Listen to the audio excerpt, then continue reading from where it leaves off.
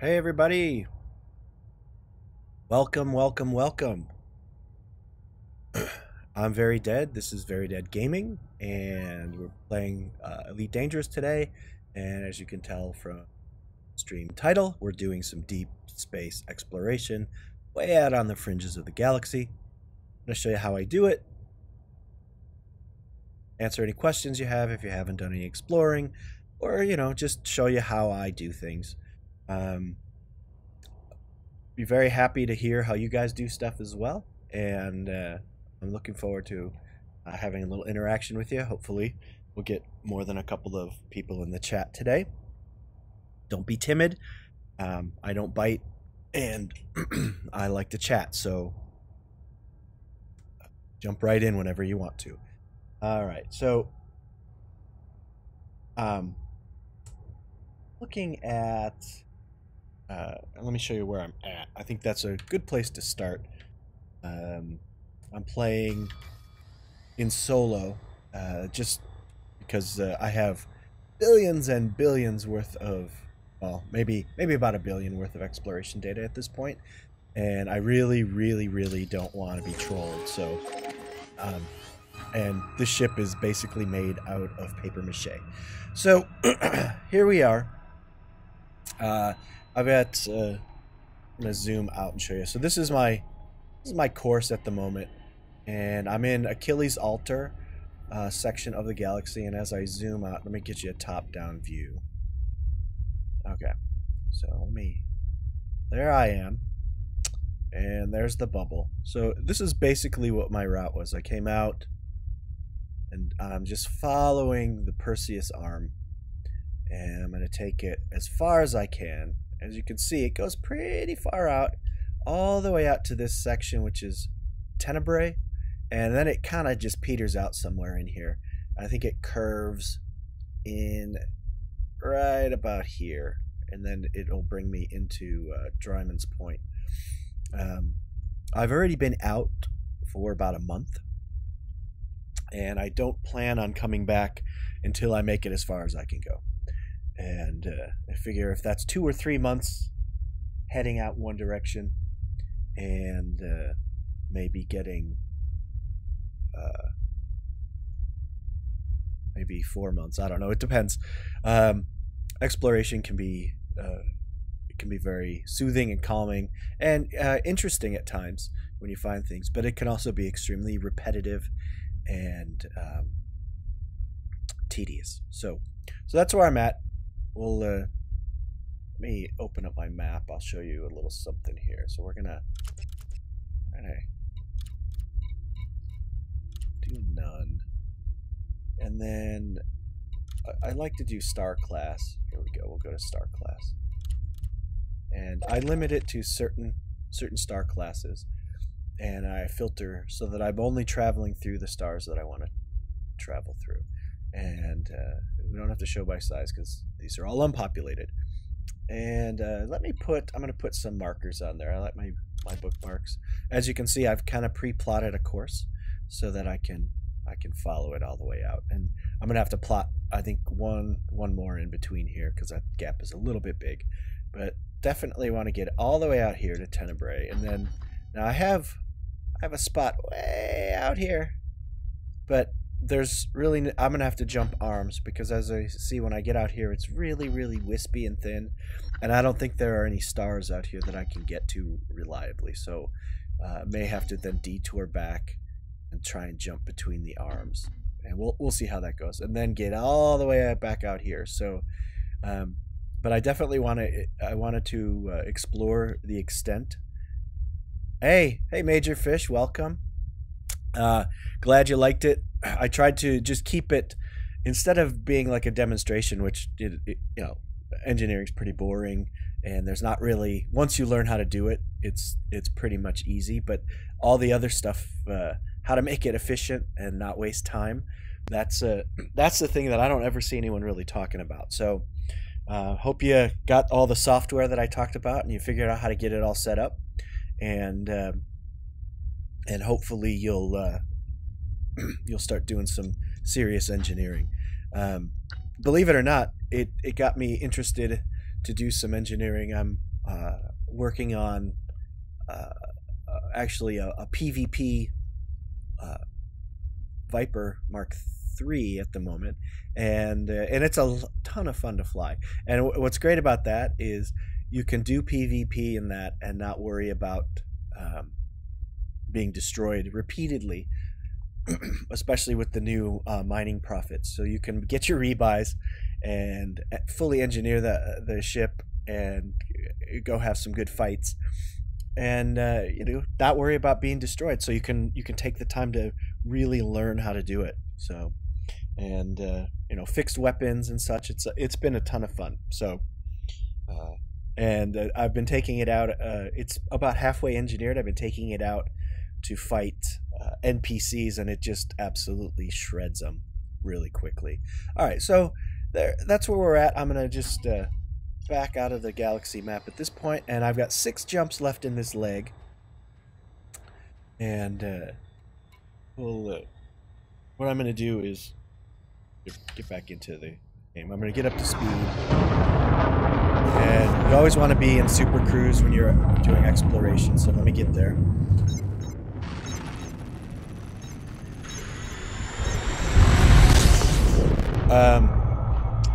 To fully engineer an Anaconda, it doesn't really cost a lot. It costs a lot of time, because you have to get, well, one, it costs a lot to buy. Let's say you're doing A-rated modules for some or most of your modules. Though they're super expensive. So a fully A-rated Anaconda, if you're engineering it for combat and just want it to be like an invincible juggernaut, then it's going to be about 1 billion credits, just shy of that maybe. And start to finish. But what's really going to get you, it's not so much the credits, it's the time it's going to take to gather all the materials to engineer everything. And now, I mean, depending on how much you're starting out with, what I would do is you kind of follow my example of collecting stuff. Yeah, you better get mining. Collect the materials as you go, and you'll be a lot happier when you finally decide to start engineering stuff, because you'll be like, for instance, I have 2 different accounts. One I don't use that much. Well, I haven't been using that much until I started exploring, because now I like to explore a couple days a week, and then I like to do other stuff. So I have another account that I use, and it has. Well, I didn't have a lot of credits, and I didn't do much engineering, so nothing was unlocked. So I spent probably the better part of, I would say, 5 or 6 gaming sessions, so 7 to 10 hours of game time, unlocking all the engineers and gathering materials as I went, without any specific engineering goal in mind. And then I decided, oh, you know what? I think I'm going to do this PvP ship. Oh, look, I need to engineer cannons and hull reinforcement modules, and a bunch of stuff that I had never done before. So I was like, oh, look, I already have those engineers unlocked, because I went through and as I was playing, I would just, if I had the stuff or was in the area, I would just unlock them. And because I was gathering materials the whole time, when I finally got to that, well, I went to ED Engineer, loaded up my ship profile of what I wanted to engineer, and lo and behold, I had like 75% of all the materials already gathered. So really, it's just a couple of days of if you want to focus on it to get the materials that you want. And most of it was material trading. I already had enough to trade, so it really made it like a day, just a game, one gaming session to get about 90% of the materials. So, and the rest I think I can just trade for. So it makes it so much better to just kind of gather materials as you go, make it part of your everyday gaming experience. Looking for those high grades. You know, I'll stop. Let's say I'm jumping through 20 systems in a gaming session. In 8 of those, I'll stop, or maybe 6 or 8. I'll stop and I'll just check for high grade emissions, and maybe 4 of them, half of them, I'll find high grade emissions, and I'll just go get them. And all of a sudden, I've got those, you know, very rare materials, those manufactured materials that are so hard to find when you need them, and I just keep stocking up on them until I actually do. All right, enough of engineering. Now we're going to do some exploration. So all right, now I'm in Super Cruise. I'm going to switch my game to analysis mode, and then I'm just gonna do a scan because it's been a while since I played. Okay, so now what you're gonna do is then I'm gonna switch to the FSS. Okay, and so I already explored this system, so we're done here. So what I'm gonna do is just get out of the FSS, and we're gonna jump to the next system. And this is, I've been doing White Stars Class F and Class A because those have the most valuable planets, pretty much. Class M, it's mostly full of junk. G, rarely you'll get some good stuff. But I found way out here on the fringes, the systems are usually Class D systems, so they're not very heavy, and so they're not very massive, so you're not gonna find a lot of cool stuff. And the G class stars, I've been finding the systems are their mass is classed as C, which is really kind of lightweight. They don't have a lot of stuff going on. Not very massive systems. All right, so this one has 28 bodies, so we're gonna. Now, I don't immediately. Here, I'm gonna get away from the star. I don't immediately go to the FSS scanner because when you're too close to the main star, a lot of times the planets. No, I changed my titles. It must not have updated. Hang on a second. I'll go in and change it.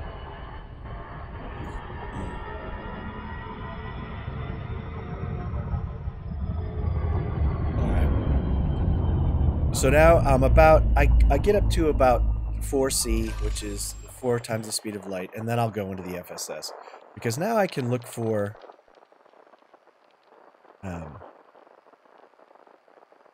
some valuable planets, and high metal contents are the ones you're looking for. Those are the ones that are going to give you the most value.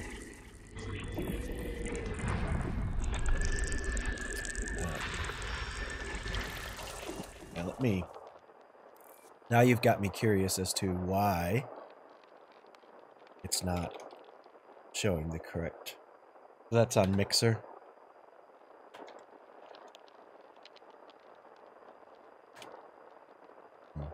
Let me just check it real quick. Yeah, what the heck? Well, I don't think you can change the title once you start it, so anyone coming to yeah, what the heck? Yeah, let me get rid of it. All right. Let me see if YouTube. I changed everything.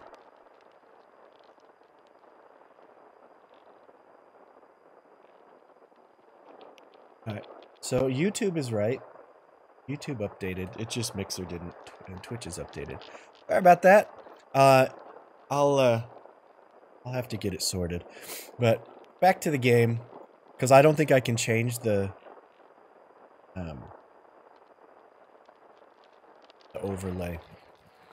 I can't change the title while the stream is running. And maybe I can, but I'm not sure how to do it. Alright, so that is a terraformable right there. That's going to get me about 600,000 credits. And then Usually, when I find a terraformable, then I'll also start to look for. I usually decide to then do a full scan on the system. Now this one has quite a few bodies in it.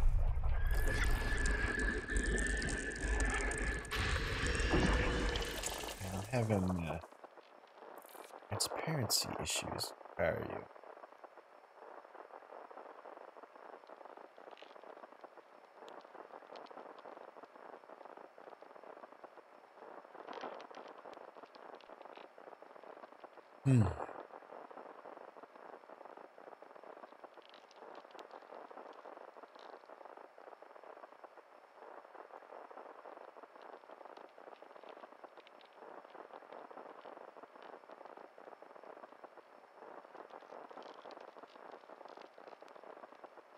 Better.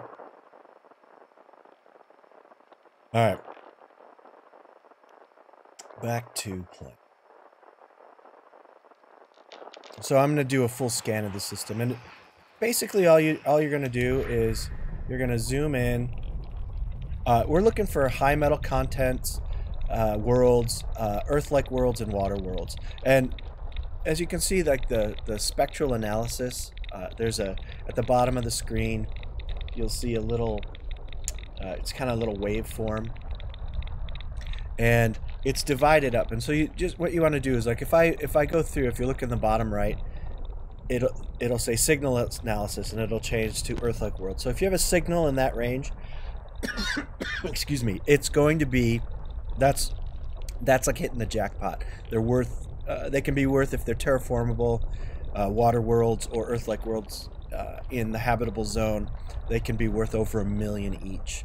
And then ammonia worlds, those are valuable, and then water worlds. So here's your jackpot area, but your bread and butter is going to be down here in the high metal contents, because those can be, if they're terraformable, usually you'll get 1 or 2 per system that are terraformable, and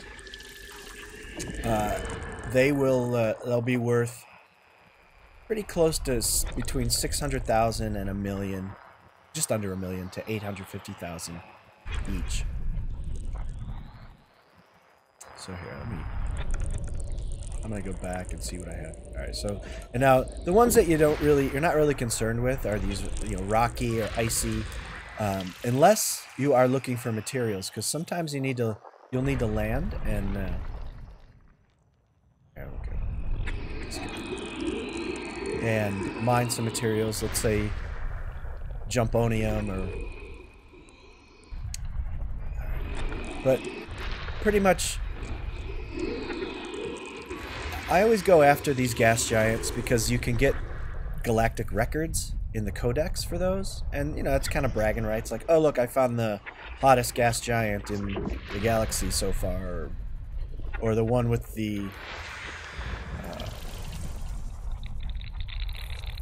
least orbital inclination, or whatever. So I mean, some of this stuff can be pretty fun. All right, because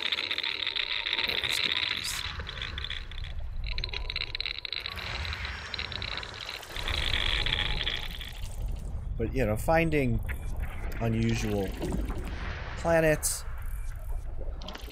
The other thing that I always go after these because you can get materials. So let's say I need, I want to extend my jump range by doing a frameshift drive injection. Well, then you got to find planets that you can prospect those materials from.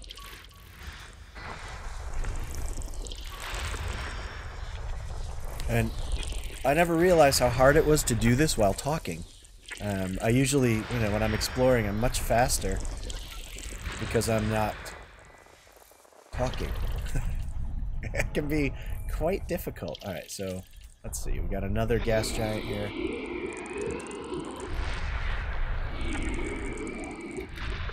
Oh my goodness. Yeah, and sometimes you'll get a really complex system like this where you just have tons of layers.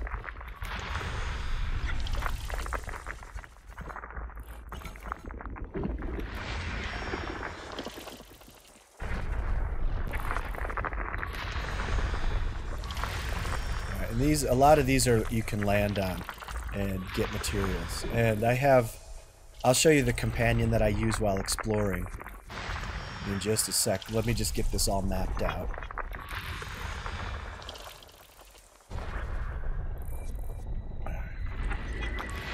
System scan complete. Alright, there we go. So we're all mapped out. So I'm going to get out of this. And now, we'll go to the system map. So there's one planet. This one only had... Well, it's pretty easy. There are hundreds of millions of systems that are completely unexplored at the moment. In fact, the system I'm in right now, and probably the last 500 systems I was in over the last week or so, they're all completely unexplored. So, let me see. I'm going to go... gotta find this planet. It's AB2, so we're gonna find AB. Let's see, we're not going there. AB2. Okay, so this one, as you can see, it's a candidate for terraforming. So I'm just gonna mark that, and we're gonna fly out to it. And right now, because I use a software called ED Discovery, and it's a mainstay for explorers. It's fantastic. It live links with your game as you're playing, and it also will live link with other sites like Inara, EDDB and EDDN. So all of your discoveries get uploaded in real time. It's very cool. But it also gives you a wealth of information, and I have these little pop-ups that I have on my screen that you guys can't see.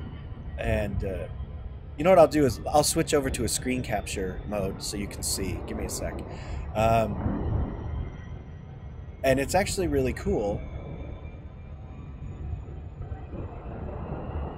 because it... we're going to slow down. All right, so now what we're going to do is we're going to...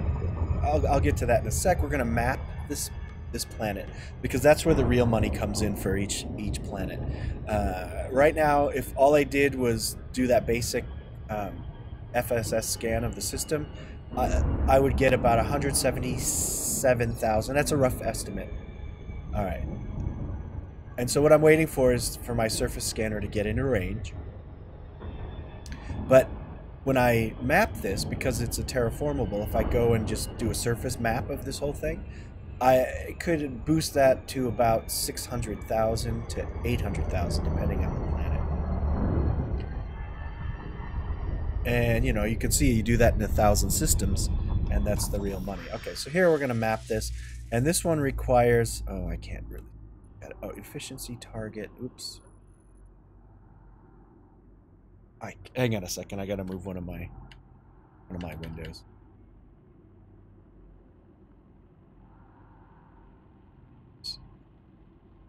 This one is a bigger planet. It's going to require 7 probes.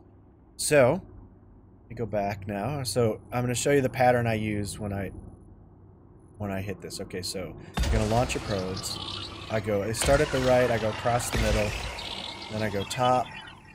I hit right at that line. That's the horizon. Then I'll go all the way around to the back, and then I go back to the horizon here. All right, and now what I do is I don't stick around and wait for those. Now I'll get out, and I'll move. I'll replot to the next system, and now what I would do is I would jump out. But what I'm going to do is I'm going to wait for it to finish scanning. Map everything. Okay, so that planet estimated value went from 177,000 to 738,000 just from doing that. So that's totally worth it. Now, all right, let me just switch up my screen so I can show you.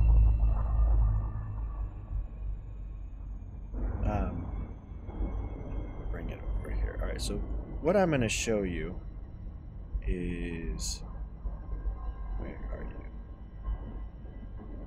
you? ED Discovery. Let's see if it pops up.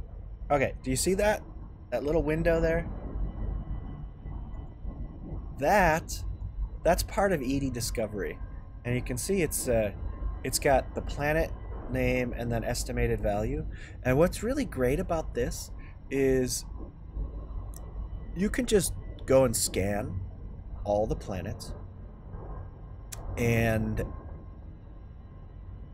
just keep this up on your screen and just kind of look at as you're going, and you can immediately see if those planets that you just scanned in the FSS, if they're terraformable. You don't even have to guess.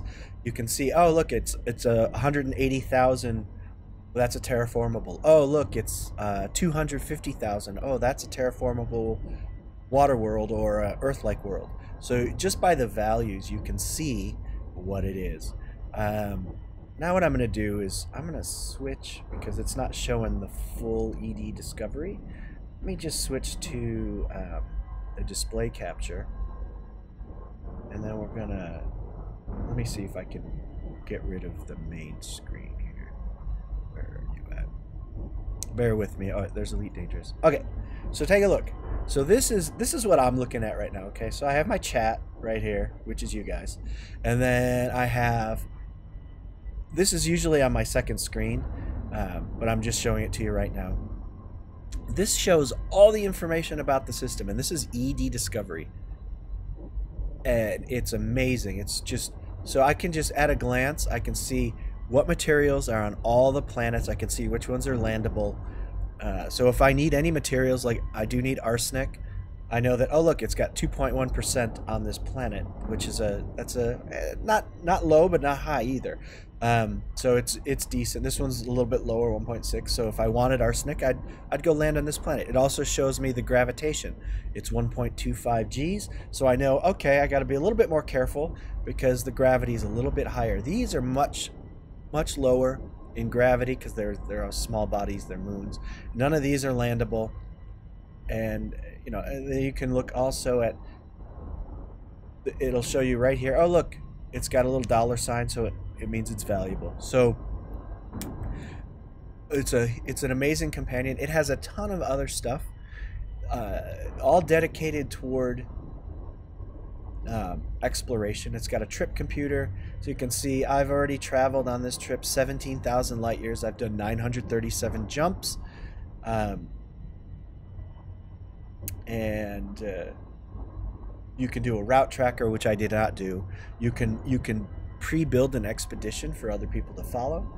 You can find a route between stars. Let's say you're stuck somewhere. Now that only works if the stars have already been discovered, so that's tricky. But anyways, there you go. I'm just going to move this off the screen, and that's the history. So we're just going to go right over here and just pull it off to my second screen. Okay, so that's all there is to it. It's really quite easy to do, and it makes exploration so much better. Okay, so we're just going to jump to the next system, and now this is going to be a Class A star. And again, I'm limiting to Class A and F for the main sequence, and then also a couple of the more rare ones.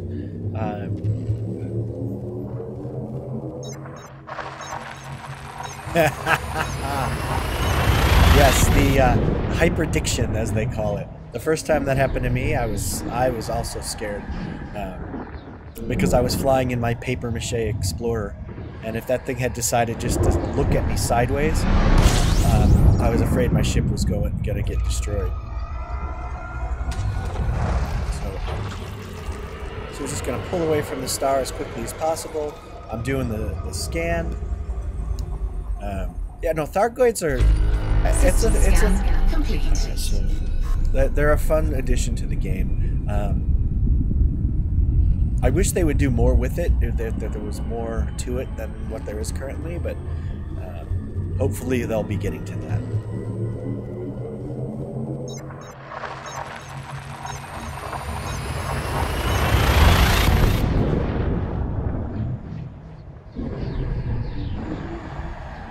On to the next one, and this is basically all exploration is, unless you want to do a surface exploration on a landable planet.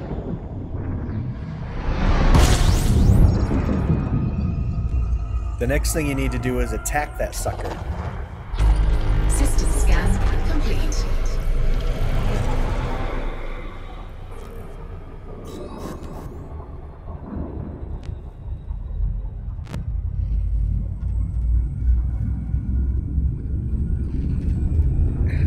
Don't hold your breath. I don't think that's coming anytime soon.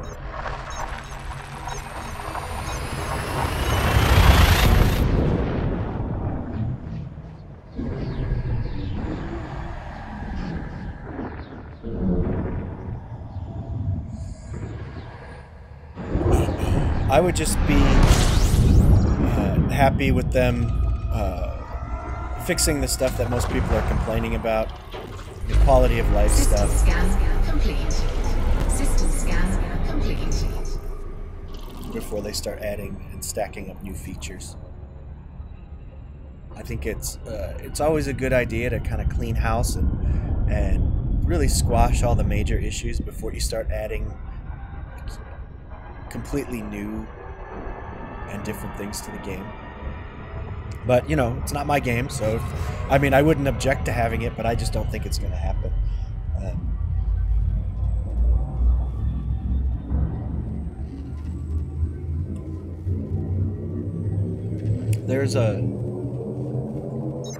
I mean, I would be okay with just adding different ships.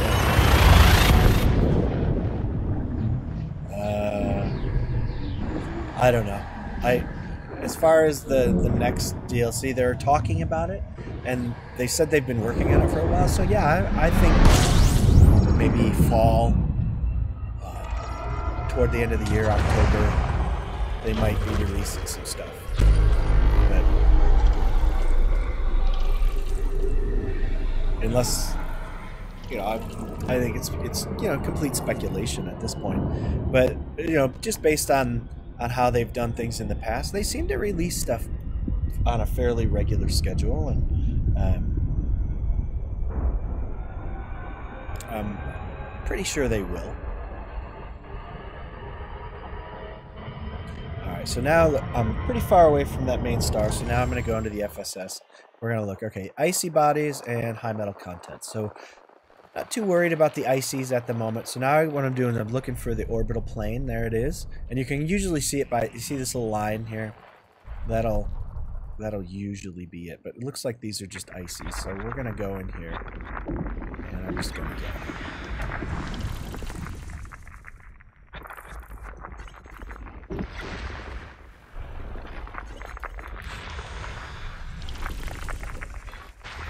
And this is pretty much... It's very different from the old way of exploration in that the honk used to just identify all this stuff. So you have to do it now. And so it adds, to me, it adds a little bit of tedium, but on the other hand, it gives you information that you really couldn't get from the honk.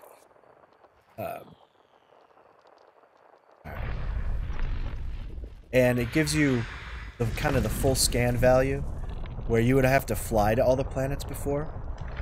And now you only have to fly to the ones that you want to do the surface scan. Okay, and you can see kind of a worthless system. None of the planets are really of terraformable. And sometimes that's what you get. Okay, so now a class G, wait a minute. I took G's out of, I don't want to go to the G's, so I'm gonna change my filters of the galaxy map. Alright, because I don't want G. Well, now why is it giving me a G? I don't want a G. Oh, it's because it's the last jump in my leg. So, yeah, that's a G. That's right. Alright. That's okay. Because that's out of my filters. Alright, so we'll jump to it. And it's a lighter. See, it's that C25-10, which is in the name. C is its mass code. And really, most terraformables will be found in the D mass code. You've got a better chance, but I have found some in the D, or in the C range as well. So.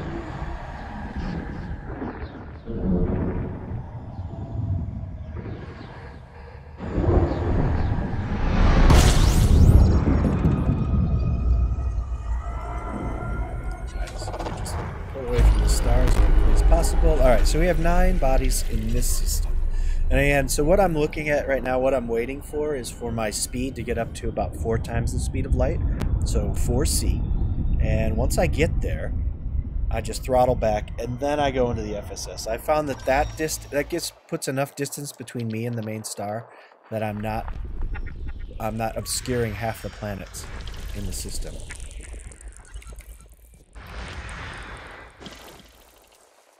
We're just gonna kind of follow along on the the system's plane there. All right, I've got one terraformable metal or high metal content. Let me see if I can get any others. Okay, so there's two, and there's one more planet somewhere around here. There you go.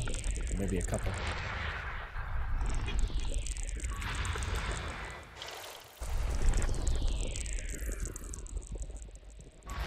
Alright, so we have two terraformables, and they are A3 and 4.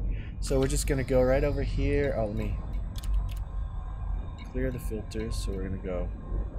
So A3 and A4 are the terraformables. So we're just going to go A3, and then we'll hit A4. And all I'm going to do now is go and scan those. And as you can see from my ED Discovery window that's on my screen in the upper left, the values are currently at about 146 and 147,000 per planet, and when you get the scan done, that should get you closer to 600,000. So I would go from about 220,000 or 280,000 value. All right, a little too fast here. I'm gonna have to. For the system, it'll be close to 1.2 million for the system.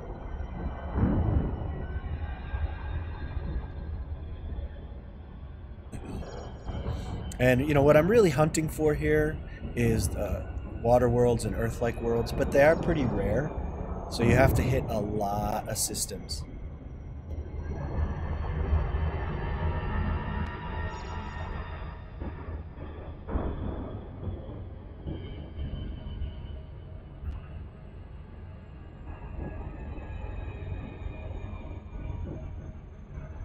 So there we go. And this one, it just needs 6 probes instead of 7. But, oh, that's the cap. You can usually do it in 5.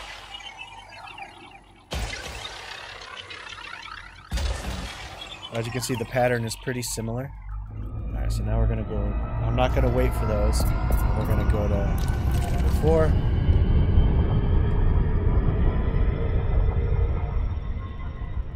And I just wait for the efficiency bonus. There we go. And yeah, 613,000 is what the value jumps to. And again, these are all estimates. It could be a little higher or a little bit lower, but it's kind of a best guess based on what the developers and the community feels they have estimated the math, the calculations for planetary values. They're basically trying to guess at what Frontier has set that at. And it's fairly accurate.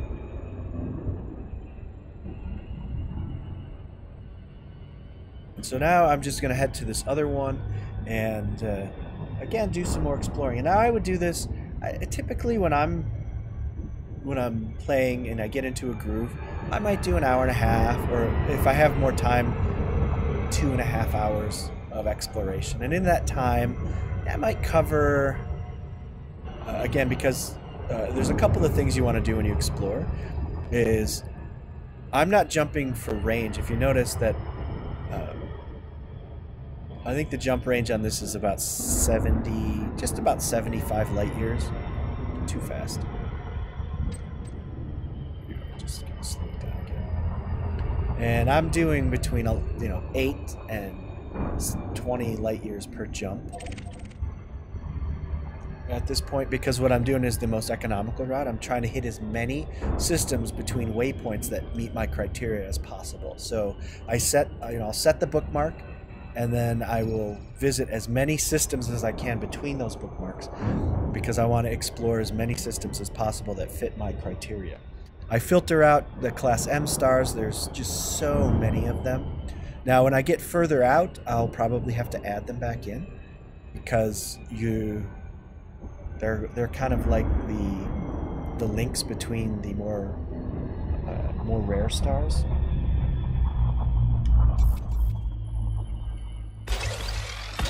Just gonna quick map it, and we'll be on to the next system.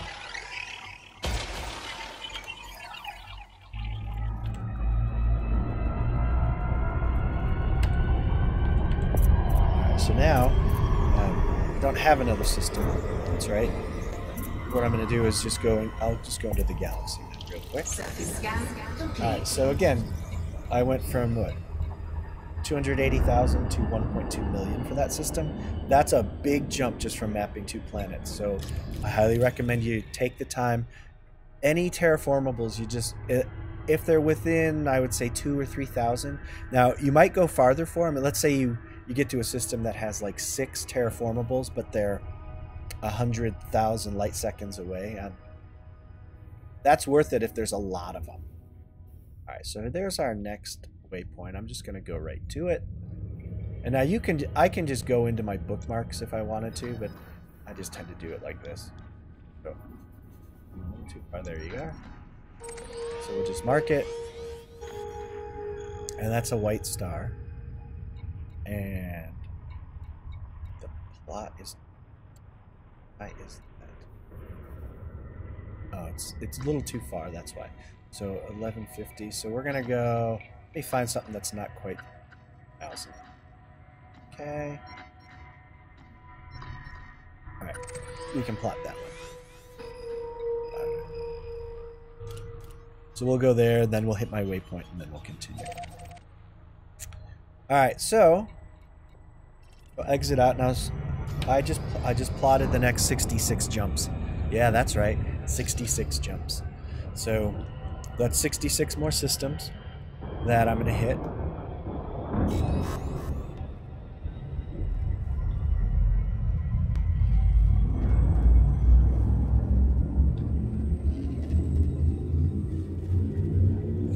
And we'll do just a few more jumps, but this is all there is to it. The jump range on this, I'll look at it in a second. I think it's about 72 or 73 light years. I opted for a little bit more equipment on this because I was going to be out for such a long time. So I have repair limpets, and so I can repair my hull.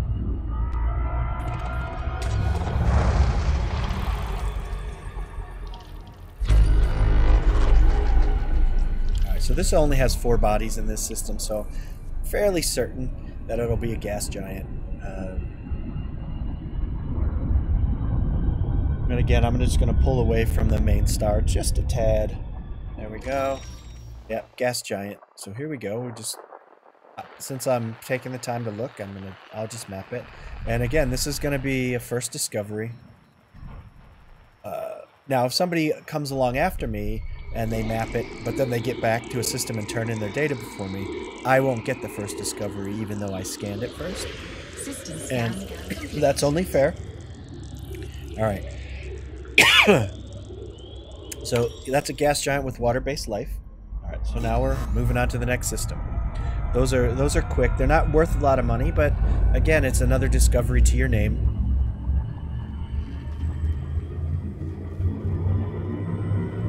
Well, no. The max jump range would, when I'm talking about that, that's the max single jump my ship can do without an FSD boost. So I'm saying about 77 light years.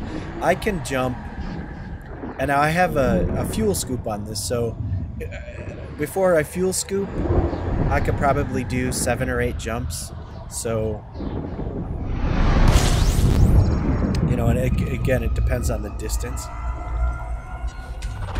But when you are, like what I'm doing is I'm doing the economical plotting, so the most jumps between the maximum distance you can plot on the galaxy map for that is 1,000 light years. If you're doing the most efficient, so the biggest jumps between systems, then you can do 20,000 light years at one time. You can plot. So I'm just going to slow this down. We're going to take a look. Oh, and look at that. It looks like a water world. That's what we're looking for. Let's find it.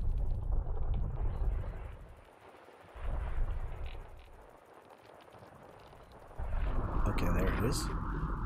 Okay, so that's a water world. Never been discovered before. Beautiful. And right now that's okay. It's not terraformable, so because it's only worth about 94,000, but I think it's always well worth it to just go and map those anyways. All right, so let's see. Then we got, what do we have here? We have metal rich,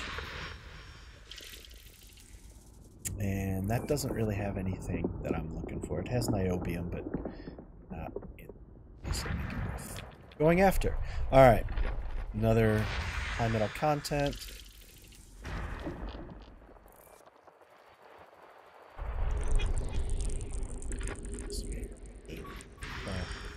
High metal content. Okay, so that one's terraformable. Nice. So again, this is a fairly lucrative system. That's another one. So we're looking at over $1 million for this system, which is always fantastic.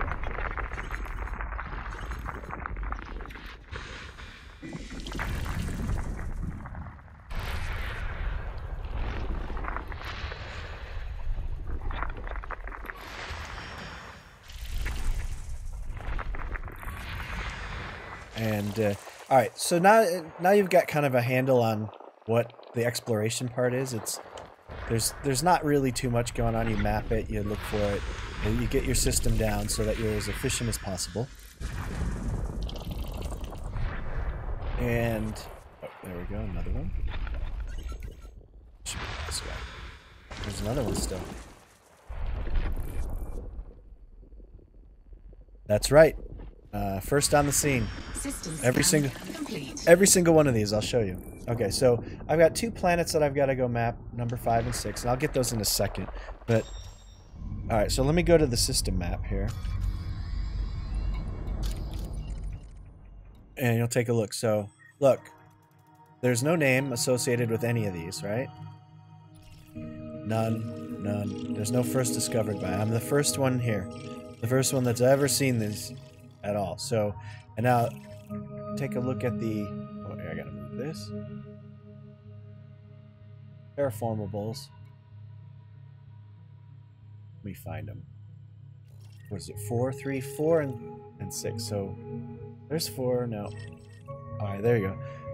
Terraforming, Waterworld. Not terraforming, but these 3 they're worth significant amount of cash and a little bit of cred, you know, because you've discovered another water world and a couple of terraformables. Those are important worlds, and all of these guys are great because they have such good raw materials.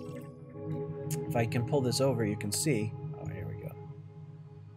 I mean, look at these raw materials. So you've got, if I just show I'll show the rares only. So molybdenum, tin, then antimony, and that's a really rare one, but that's at 0.9. It's pretty low. But then you've got just a ton of information here. So all right. So every system I've been in today, those are all first-time discoveries, never been seen by another player in the game. And you don't have to go too far. Maybe I would say if you get 1,000 light years out, you're gonna bump into already discovered worlds every now and then. But pick a direction and go, and pretty much everything is completely undiscovered, brand new. Okay, so now what I'm going to show you is we're going to go to my ship, and there. So here's the stats on this. Okay, so unladen, my jump range is 72 light years, and currently though my max is 69.2 light years because I have some limpet cargo, and you can see it's paper thin. It's got no armor, no shields. It's just a very lightweight ship. But what I wanted to show you, and then like inventory, so I have 10 limpets. I kept it pretty low, and those are just, again, those are to repair my hull in case I'm out here and I do something stupid, which I often do. So, and then the modules are this. So I've got my D-rated thrusters that are engineered, and they're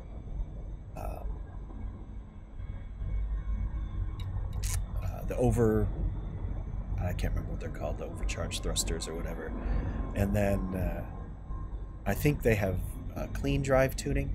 But then I have these auto field maintenance units. I actually have 3 of them.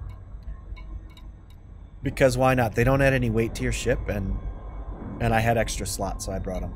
Then a 3A shield generator. A lot of times I'll just turn this off because all it does is generate heat out here. I will turn it on when I'm trying to land on a planet because, again, you don't want to land and damage your ship when you have shields. Frameshift drive booster for the Guardian, that gives you an extra 10 light years right off the top. I brought a vehicle hangar, and it has, I believe it has 2 SRVs. So in case I do something stupid and lose one, I have another. Because I am planning on being out here for months in real time.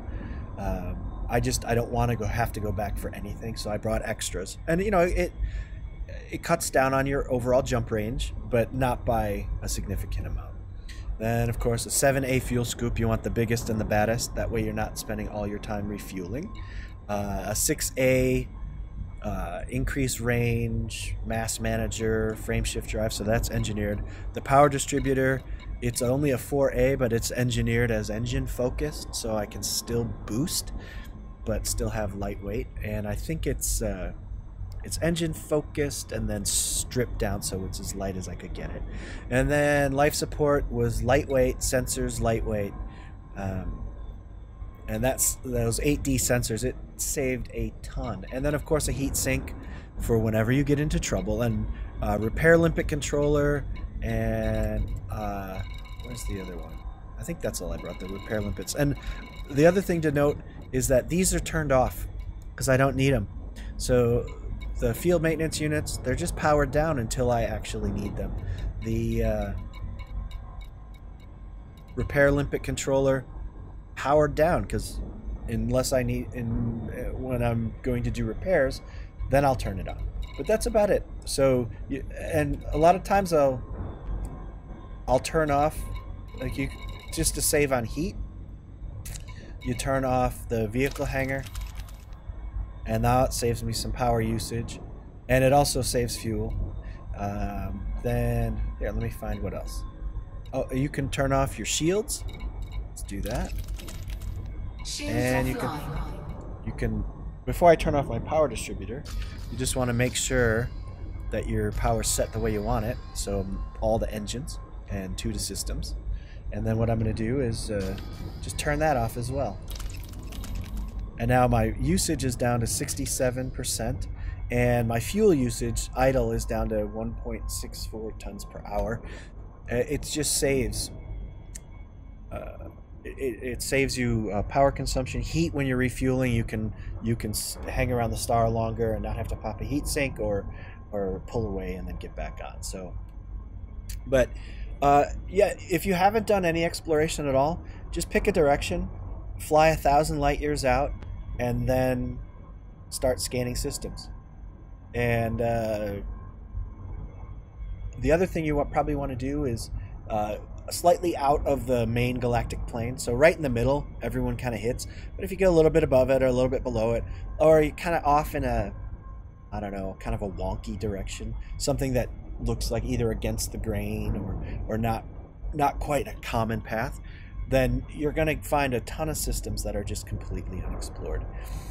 Class F stars are typically going to find you more high metal, more valuable planets, high metal content, water worlds, Earth-like worlds. I've had much better luck in the F type, but A type are also really interesting, and they always have kind of weird configurations. And then less so for type G or class G. And then class M's, you can get like kind of an odd red giant, I guess, is a class M. They're rare, and they're kind of a good find if you can discover a new one. But you're not going to find a lot of high value in a class M system. Although, that's where you can find some really wacky terraformables that are super close to the star. And if you find an Earth-like in a class M, I mean, I think that's kind of cool. So, you know, it really depends on what kind of gets you excited about about playing. All right, so now we're going to head to planet. We're going to go to number 5, and then we're going to go to number 6, and we'll just see what the values are here. And then also out to 7. So if I, you know what? One other thing, before I start heading out there, a lot of times it pays off. Check the orrery map. So you go to System, and now go orrery. And so we're going to A. And it kind of gives you the layout of the planet. So I've got 5, 6, and then 7. So that's going to work really well. So I'll just go, I'm going to go out to 5, and I'm going to go out to 6, and then I'm going to swing back to 7. So a lot of times, let's say 5 and 7 were over here. You might just go to 6 first and then hit them both. It just really depends on the distances between. So, but we're going to mark that, and that's where we're heading.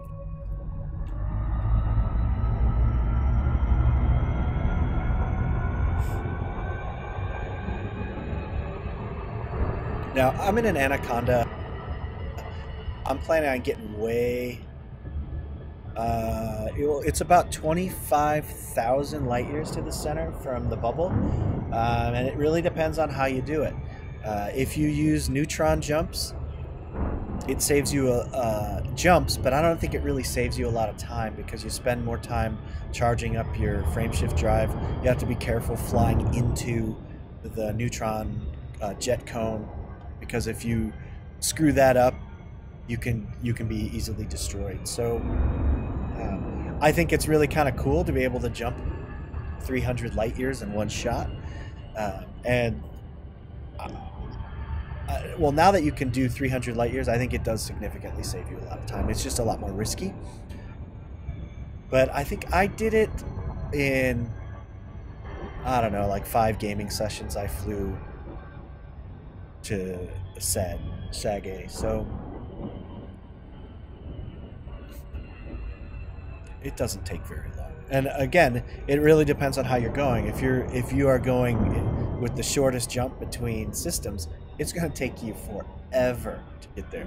But if your goal is just to get there quickly, you know, you can get, let's say you bring, well, it depends on how you're going to do it, but for me, I used this Anaconda,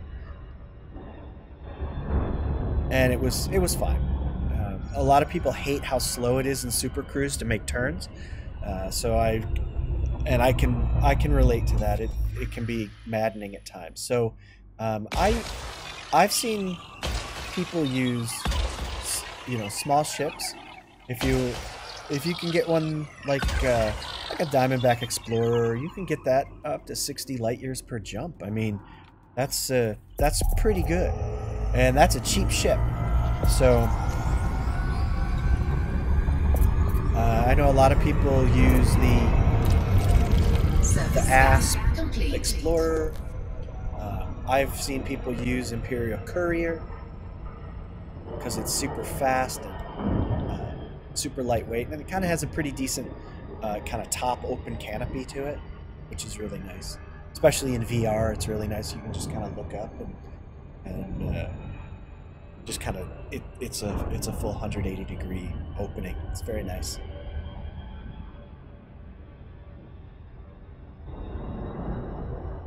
But any ship that you're partial to that you can get it up to over 45 light years in jump range is great. And if you, now again, well, the Anaconda has good jump range. I would say what you need to do is, if you're exploring, you're not going to have any weapons at all. Just ditch them. You're going to undersize your shield. You're going to undersize your power plant. You're going to undersize your distributor. You don't have to lightweight your sensors, but it'll give you a little bit extra jump range. You don't have to lightweight your life support, but everything's going to be derated on your Explorer if you're kind of maxing the jump range. So, and then you're going to ditch your weapons. You might want to do a heat sink, and that's it. Heat sink launcher. if you want to do planetary landings, then you're going to have to bring a hangar and an SRV, and that takes up some power, and it takes up some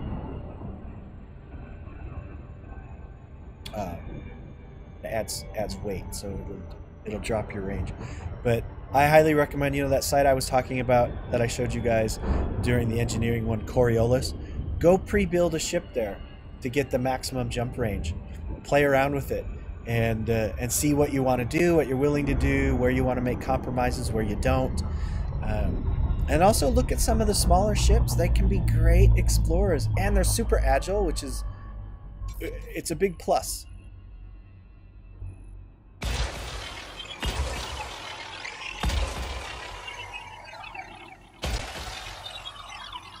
I have an Imperial Courier in my other account that I've engineered for exploration, and it is so fast. So now we're gonna go to 7. So because it's such a small ship, you can use those performance enhanced thrusters, which are amazing on small light ships. By the way, I highly recommend them. And then you lightweight everything, and you underpower your power plant. You engineer it so that it's a smaller module, but you get lots of extra power output because you engineer the thing to be overcharged. And I didn't monster it. I then stripped it down, so it was small and light.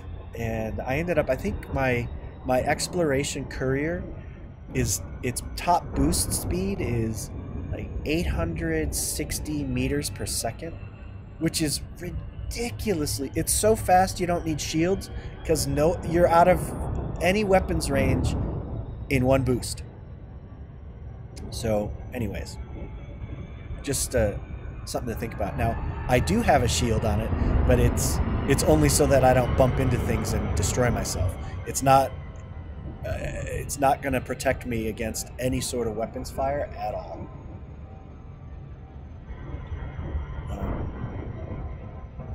But you can do similar with like a Diamondback Explorer. You can get over 60 light years jump range with one of those, and you lightweight the thing, and then it's just super fast. They're fun small ships to fly. And really, a stripped down Explorer, I mean, you don't need cargo, you don't need those field maintenance units. If you wanted to go in, explore in like a lightweight Sidewinder that you put overcharged thrusters in, and a fully engineered FSD, and then a Guardian FSD booster, and pretty much that's it.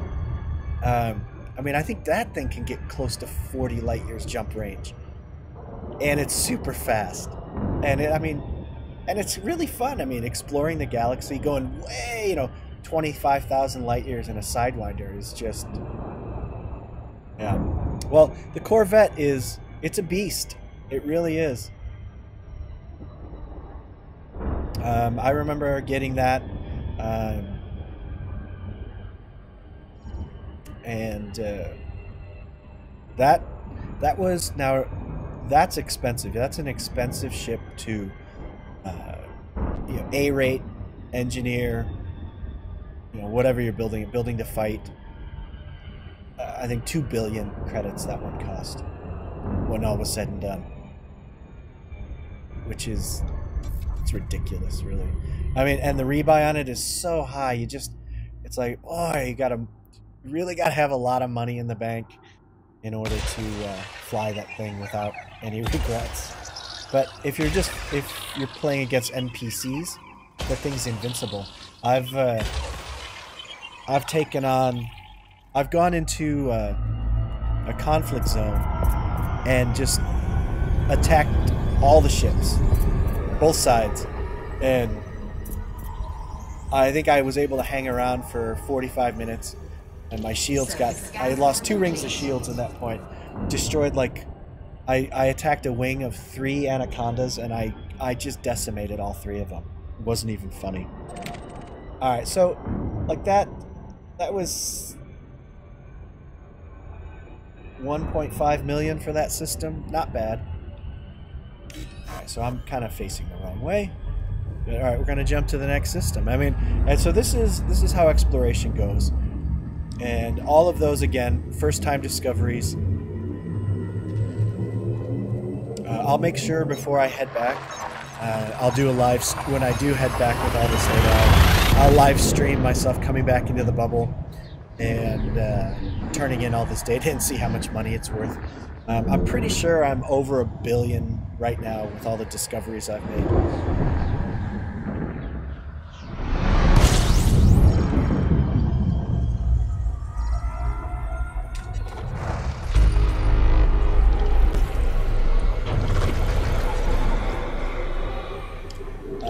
No, I like the Corvette for its kind of brute force thuggery. You just waste just about anything. Now, I don't think it's if you're not a great pilot like myself, it's not really good for PvP. You really have to understand those big ships and what their capabilities are and when to get the heck out of Dodge because you're fighting against somebody who can outclass you in every way.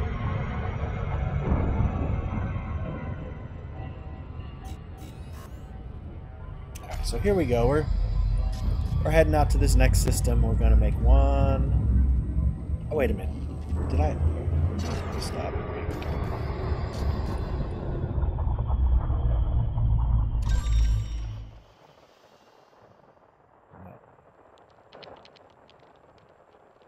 Yeah, well, you know, I have to say, now that you're coming into having tons of credits, you can kind of dip your toe into the PvP world. It's actually a lot of fun. And you learn a lot every time you get destroyed, let me tell you. It's like, okay, I'm a terrible pilot. Great. How do I get better? You know, and that's the thing. As long as you don't take it too seriously, at least in the beginning, and even as you get better, it's if you take it seriously, too seriously, I think that kind of sucks the fun out of it. But, you know, I'm also not very good, so that's probably just my way of dealing with constantly being killed. But it is a lot of fun when you get the better of somebody who's been talking trash to you. You know, it really is a lot of fun. And, you know,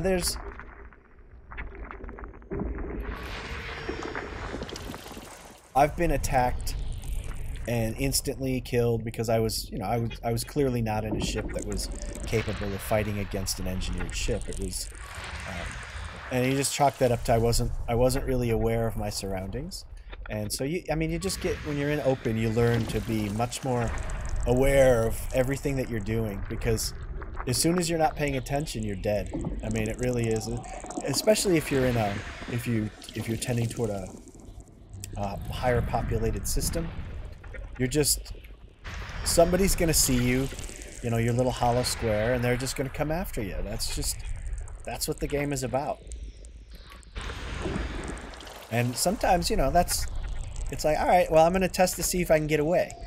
It's like, I know this ship can't fight, but let's see if my skills are up to the task of you know, running and hiding. And sometimes I do a great job, like, you know.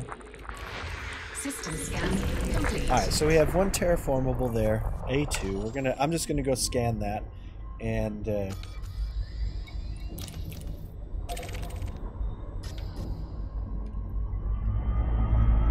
I was playing in open pretty much all day yesterday on my other account when I was doing bounty hunting and materials gathering.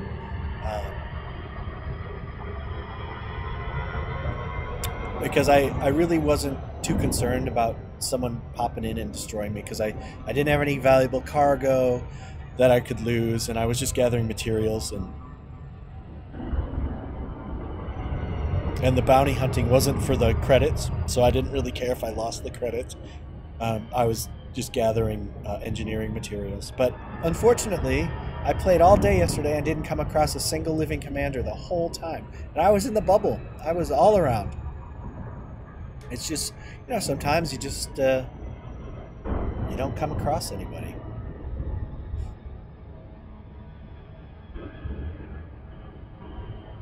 All right, so I've got one last planet here, and again, remember all of these. If you see in that right panel, every single one of those is a first-time discovery.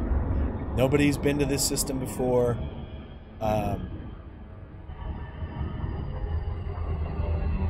First time anyone in this game, since the game has been released, has been in this system. And there is a ton. There's billions of systems like this everywhere.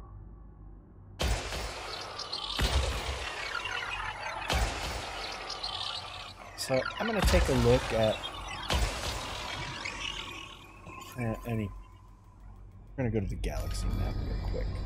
The system map. And we'll go back to... Alright, so we've got some landables. Let me take a look and see. Surface scan complete.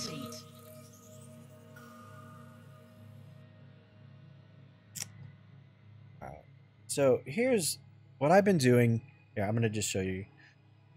I've been looking for Jumponium materials. And so that's basically for frame shift drive boosting to double your range or triple your range. I can't remember. I think it's double. And so I have 31 injections that I can use. I want to have 100 by the time I get way the heck out there. Because once you get far out on the fringes, in order to get to your next jump, you're going to need to be able to boost in and then boost out. Because it's just too far away for a standard jump, and that allows you to get to places that most other players can't get to. And you know, it's one of those things where that's what exploration is. See how far you can go, right? So it tells me all the materials that I need still. So I need 69 yttrium, 58 polonium, 30 niobium, 27 germanium, 8 carbon, and 60 arsenic in order for me to get to my 100 jumponiums. So we'll look at none of these. That one has niobium. All right, let me see. Oh, so that one has carbon, but I only need 8, so I'm really not too concerned about that. There's germanium, and it has a 4.6%. So that's, I'm thinking, oh, this one has a 5.2%.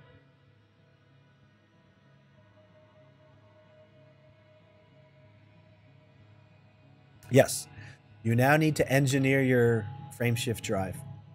You find out what materials you need and go do that. So, and do grade 5 increased range. And then on the Anaconda, use Mass Manager as your specialized perk on that. And that will effectively get you really close to 70 light years max. Now, a couple of other things you can do on your Anaconda to increase range is if you have, remember this, look at your overall power usage and go to Coriolis. You can,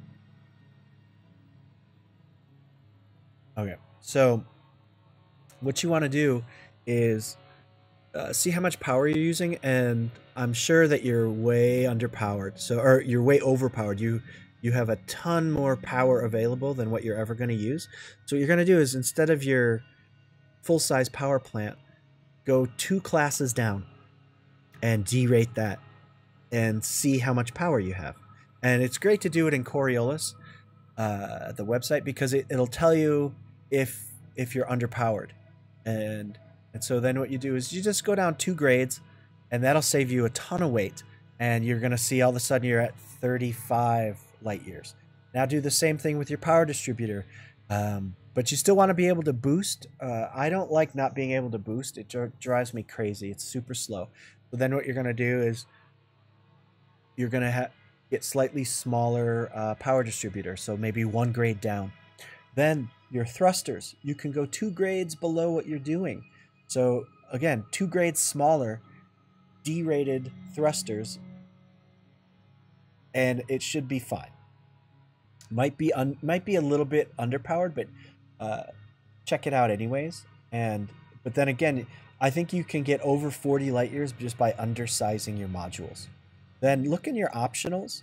Make sure you don't have anything that's adding extra weight in your optional modules, and get rid of anything you don't absolutely need. So you know, you undersize your shields. So I think a 4 or a class 3 shields is the smallest you can do on an Anaconda, and I would do that, and then I would get rid of anything else that had weight, and make sure that you have the biggest fuel scoop you can have. Those don't add any weight, so go ahead and do it. But go ahead and try some of those things, and you'll probably see that you can squeeze out at least close to 10 more light years out of that. You know, get it up to about 40 light years just from doing that. And then with engineering, just engineering, if you lightweight everything and then you engineer that frameshift drive, grade 5, you know, increased range, and then mass manager, it'll all of a sudden be over 60. Then if you can, you want to unlock the Guardian FSD booster. It's the easiest one to unlock, and it really is the most useful. And now you're talking, now you're going to be over 70, 75 light years per jump. And that's pretty much it. You don't need to add anything to that ship. It's perfect. And the Guardian FSD booster, I love it because you add it to any ship, and even smaller ships that can't fit the biggest one. You know, so you go a class 3 FSD booster, and it still gives you just a boost of like 5.5 light years. So it's like, that's free distance, and it's awesome. All right, so I'm going to go to this planet with, well, I don't know. It looks like it's pretty far. Let's see. Oh, yeah, so I'm not going there. But I'm going to go to this guy because it's right here. And it's got germanium, so I'm gonna go head that way. Okay, now yeah. Outfitting is, and again, it's really particular to what you're gonna do, and I think the biggest key is that you have to figure out what you want your ship to do. The Coriolis website is the most valuable tool because the in-game outfitting is so clunky. You want to, I like to do it outside of the game in one quick shot, and then continue from there. So, and then what you do is then you can open up the game and then build it based on your spec. In Coriolis, because it takes way less time to build it, and you instantly see everything all on one screen. Like, you know what the jump range is, you know what the boost speed is, you know what the overall mass is, so you can then engineer your modules optimal mass for like thrusters and shields to match it, and to be ideal for the mass of your ship, and to give you the most bang for the buck.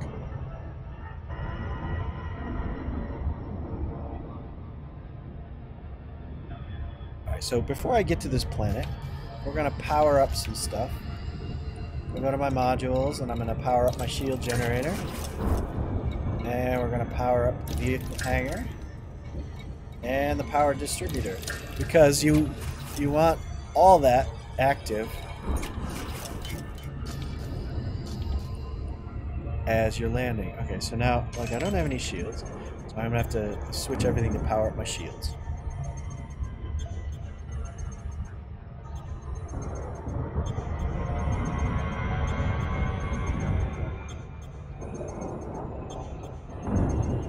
But as far as the biggest tips I can give you for outfitting your ship is pre-build it in Coriolis, and it allows you to save all your builds. They're just always there once you make them, so you can revisit old builds, you can look at what you did. Shields online. There we go, we have shields. And now I'm just slowing it down so I don't come crashing into this planet too fast. Alright, so I'm gonna land on this baby and do some prospecting. I'm looking for germanium, and this planet has a decent amount of it, so might as well. And again, this is part of exploration as well. You want to make sure that you stock up on your materials so that when you need them, you have them. And I'm not going to be needing these for about a month. I mean, with where I'm at in the galaxy and how much further I have to go before I get to a point where I need to boost my jump range, I should have a full 100 of the top grade boosts available. Alright, so I'm just going to fly right in. You know, before I do, let's map this sucker. Because if it has any surface features, we can go there and collect some rare materials fairly quickly. But it doesn't look like it has anything. And we'll just wait.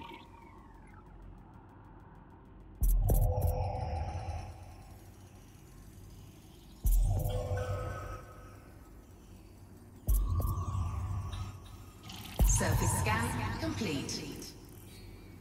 Alright. There we go.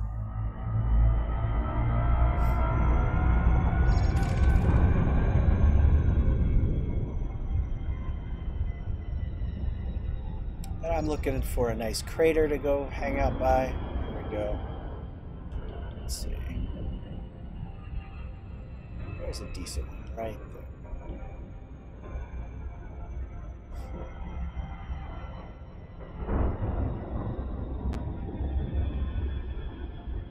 Yeah, you can even drop them smaller.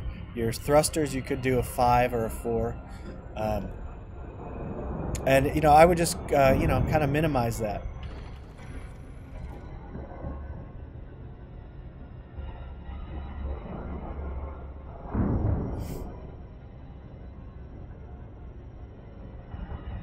Orbital flight engaged.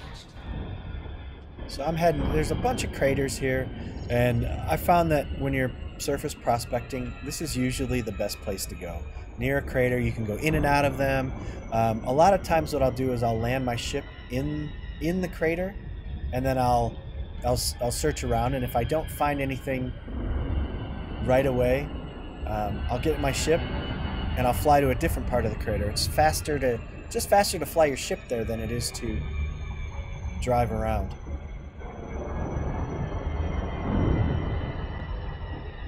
But we have craters within craters. It's and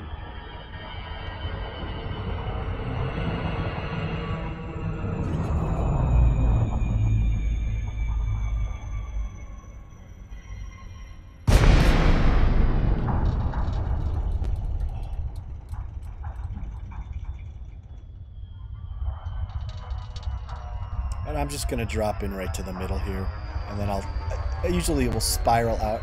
Sometimes it's fun to go up into the center.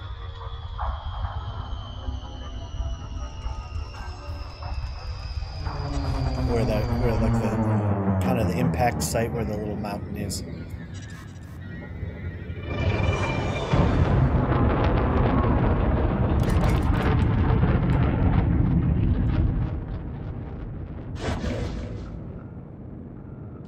Now, engineer that FSD, and you will be one happy camper.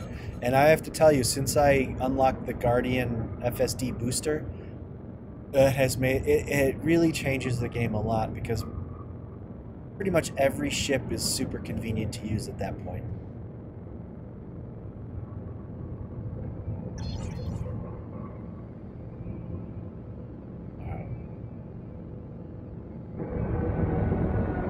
Just gonna kind of dial this back a bit. Drop my gear. The Guardian FSD booster, you have to go to all the different Guardian sites. You have to get. I think I did a video on that when I was unlocking all that stuff. All right, so now I'm gonna just kind of stop. Go to a nice flat spot here. It's not that difficult to get. You just have to obtain the right materials. It'll tell you if you go to a station that has kind of the Guardian tech broker.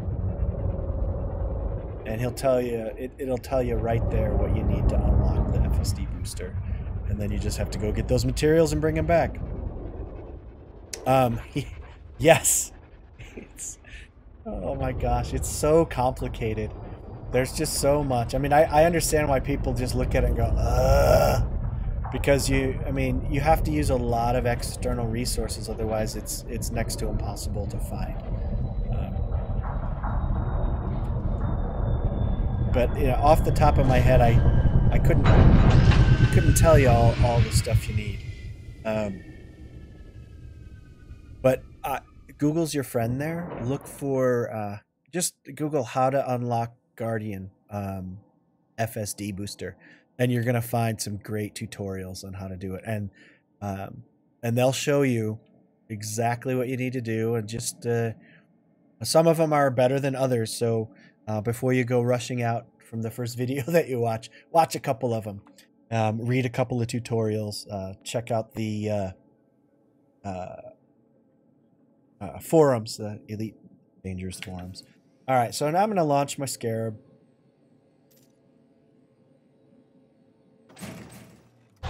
No, hey, don't apologize for the questions. There's a lot. Believe me, I had all the exact same questions you had, and it took me forever to figure out what the heck I was doing. Low gravity warning. All right, so here we go. And one of the things you're always looking for is metallic meteorites. They're so hard to find, and these definitely are not those. That's like bronzite chondrite and mesosiderite. These are not good.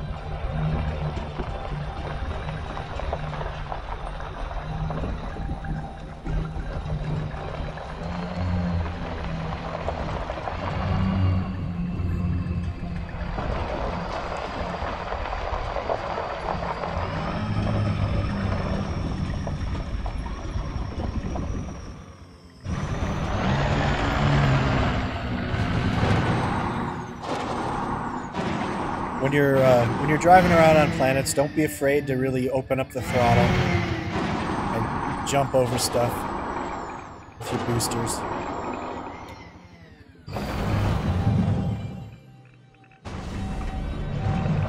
I'm getting closer to sun here. I think this is not going to be very good, but we'll woo-ha!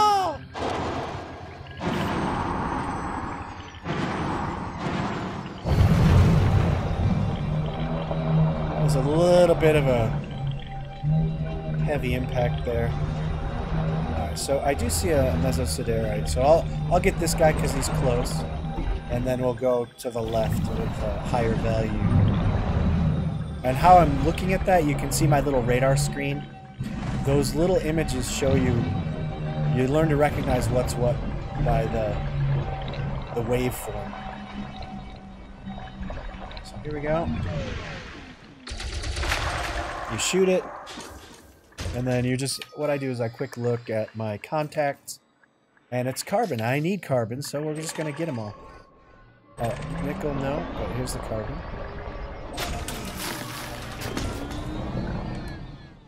And a little trick I do is I'll just park on them. Oh, I didn't park on them. And then you just go to your contacts. Where are my contacts? And then you just go carbon. And that way you don't have to drive around to pick them up. You can just do it from that screen. Alright, so now we're going to go this way.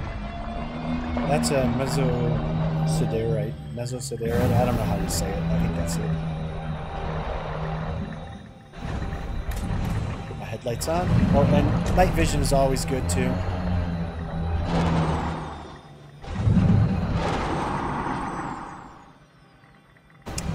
Oh, Soontil relics are... I think you get them in the system Soontil, I guess. Look that up. But yeah, go to Inara. They'll have... If it's a commodity, it'll be in the commodity list. That's how I figured out how to find them.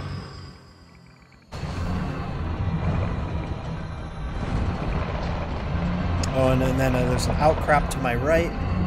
So again, not finding the metallic meteorites at all. But here, okay, so we've got, there's a mesosiderite. These usually have some good stuff in them, but not quite as good as, say, the metallic meteorites, which will always have the really good. They have the rares and the very rare drops.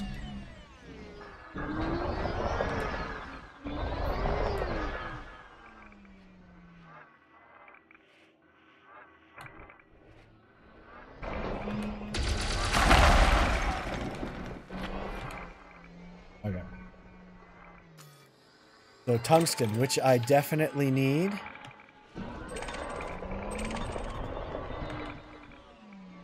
Where are you? What did I miss here? I don't need vanadium, I think. There's your tungsten.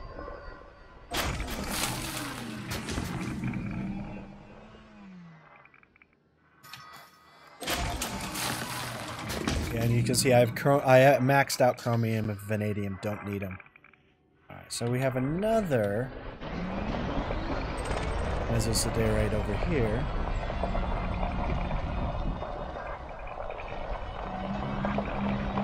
And this is how you explore. And like this planet doesn't have a lot of, like, if they have good geological or biological sites, then it's always good to go explore those. Those are always kind of fun. And it's a quick way to gather materials. So tin and sulfur. And so, you know, a lot of times you don't get what you need. And sulfur.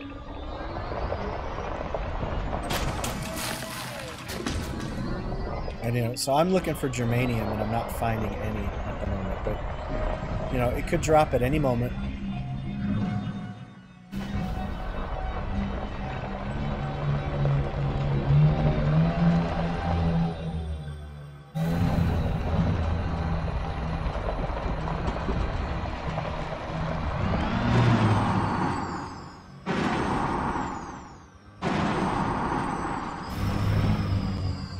Ooh, got a little turn there.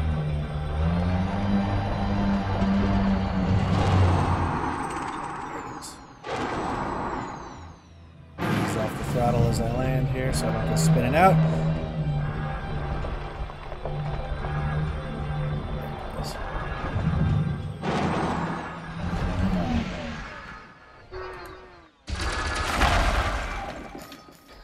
Quick look. Ah, there you go. A couple of germanium. That's always a positive.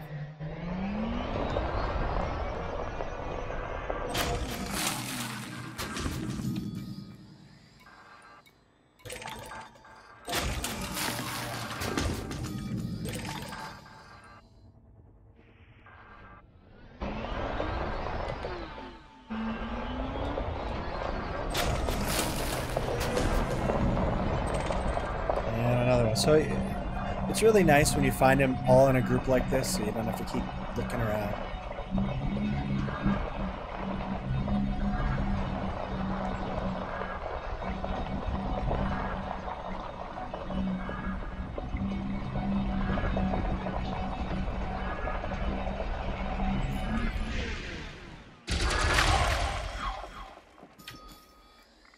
And the germanium, very nice.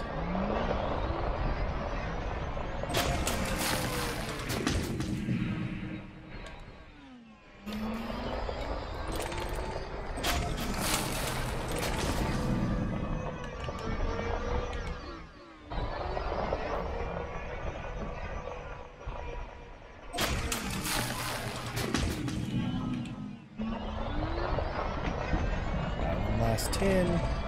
Oh, not iron. Chromium. It's a tin. Talking about the rock.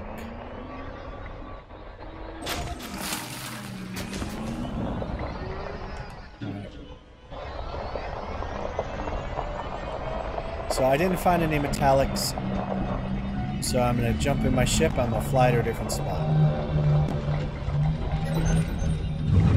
And that's how you do it. If you don't find what you're looking for pretty much right away, you're probably not gonna find it.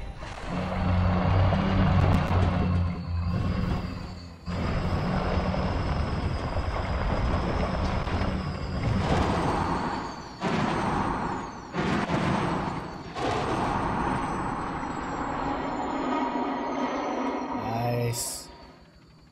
That's the way to do it.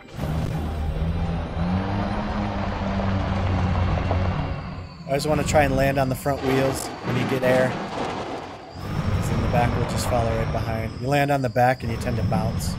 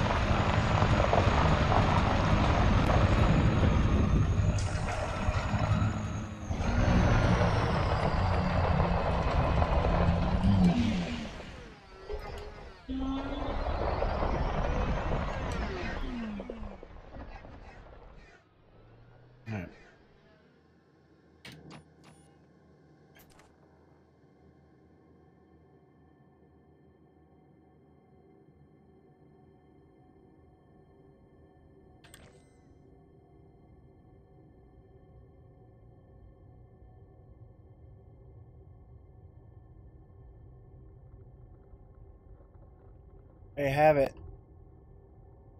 That's exploration for you. I'm 18 to 20,000 light years away from civilization at the moment. And just doing a little surface prospecting. And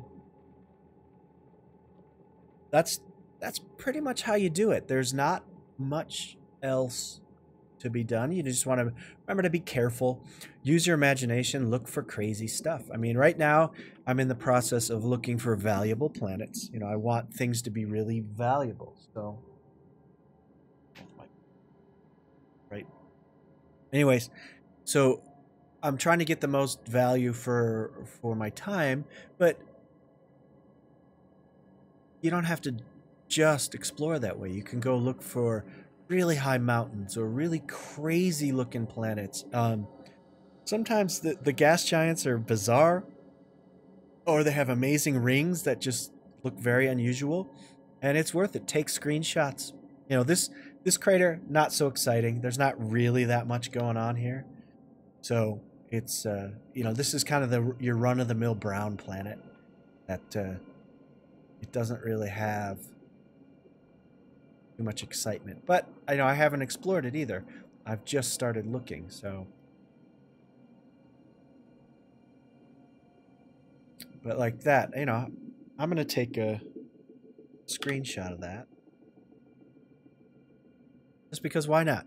And it may not turn out to be a great screenshot at all, but it's kind of documenting that I was here. And you can see the paint coming off of my ship. It's actually a better shot. Is that better? So, you know, document your trip. That's what I say. And so that's basically all there is to it, guys. Did some decent exploration today. I'm going to continue offline, I think.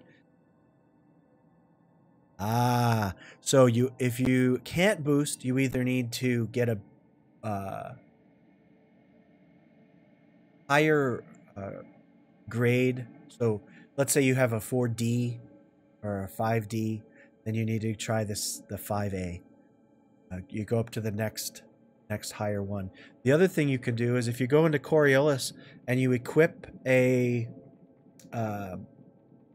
power distributor, and it's the power distributor that controls your boost, you can test right in Coriolis what's the minimum size you can do without engineering so that you can still boost. It'll tell you right there. And then what you can do, it's your distributor. So, and then